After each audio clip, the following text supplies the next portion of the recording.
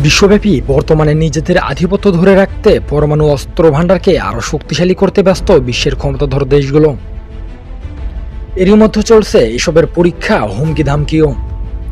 তবে এই বিষয়ে সম্প্রতি আর্মস কন্ট্রোল অ্যাসোসিয়েশন জানিয়েছেন, পৃথিবীতে বর্তমানে মোট 15,000-এর বেশি পরমাণু অস্ত্র রয়েছে, যার বেশিরভাগই রাশিয়া এবং যুক্তরাষ্ট্রের দখলে, যার মধ্যে 10,000-এর কম রয়েছে মিলিটারি সার্ভিসের হাতে। আর্মস কন্ট্রোল অ্যাসোসিয়েশনের তথ্য মতে, রাশিয়া, যুক্তরাষ্ট্র, চীন, ফ্রান্স ও যুক্তরাজ্য এই 5টি দেশের কাছে পারমাণবিক অস্ত্র থাকার বিষয়টি স্বীকৃত। এদিকে স্টকহোম আন্তর্জাতিক শান্তি গবেষণা ইনস্টিটিউটের তথ্য অনুসারে রাশিয়ার কাছে বর্তমানে সবচেয়ে বেশি পারমাণবিক অস্ত্র রয়েছে।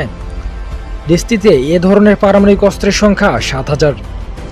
দ্বিতীয় অবস্থানে রয়েছে মার্কিন যুক্তরাষ্ট্র, তাদের কাছে রয়েছে 6,800টি পারমাণবিক বোমা। তৃতীয় অবস্থানে থাকা ফ্রান্সের কাছে রয়েছে 300-এরও বেশি পারমাণবিক ওয়ারহেড, এগুলো অধিকাংশই রয়েছে সাবমেরিনে। চতুর্থ অবস্থানে রয়েছে চীন, তাদের কাছে রয়েছে 270টি পারমাণবিক বোমা।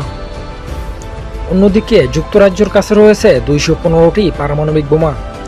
এই 5টি দেশের বাহিরেও পাকিস্তানের কাছে রয়েছে 130 থেকে 140টি পারমাণবিক বোমা, যা কিনা দক্ষিণ এশিয়ার মধ্যেও সবচেয়ে বেশি। ভারতের কাছে রয়েছে 120 থেকে 130টি। ধারণা করা হয় ইসরায়েলের কাছে 80টির মতো পারমাণবিক ওয়ারহেড রয়েছে, আর উত্তর কোরিয়ার রয়েছে 10 থেকে 20টির মতো পারমাণবিক বোমা।